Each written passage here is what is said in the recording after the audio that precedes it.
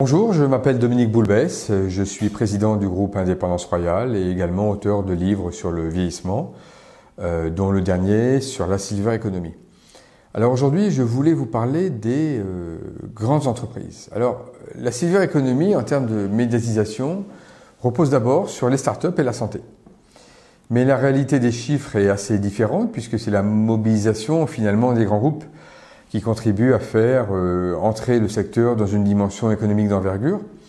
Et selon un sondage Harris Interactive, seuls 34% des dirigeants ont développé, ou envisagent de le faire, une offre spécifique vers les seniors. Et finalement, pour les grands groupes, il y a trois façons d'aborder la question senior. D'abord, viser frontalement ce public.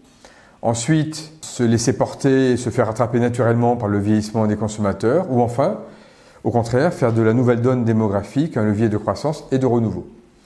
Alors dans la première stratégie, les pionniers proviennent par exemple du tourisme. Dès les années 80, ils ont compris que les retraités pouvaient prendre le relais des actifs dans les périodes creuses, la carte vermeille SNCF par exemple. Le monde de la cosmétique sera aussi dans les premiers secteurs à proposer des marques et des produits spécifiques, en particulier des gammes dites anti-âge, pour toucher des publics plus âgés. Nivea a été un pionnier en prenant comme égérie une mannequin à fossettes et à cheveux gris. La deuxième stratégie, c'est des entreprises qui se font rattraper presque à leur corps défendant par le monde des seniors. L'un des exemples est l'automobile, puisque l'âge moyen de l'acquéreur d'un modèle neuf est en France de 55 ans. Et ce secteur ne veut pas encore développer une offre spécifique, ni communiquer de manière trop explicite vers cette cible, pour éviter de vieillir la marque. L'autre raison est que les seniors ne se reconnaissent pas toujours comme tels et ne souhaitent pas forcément rouler dans des automobiles associées au silver.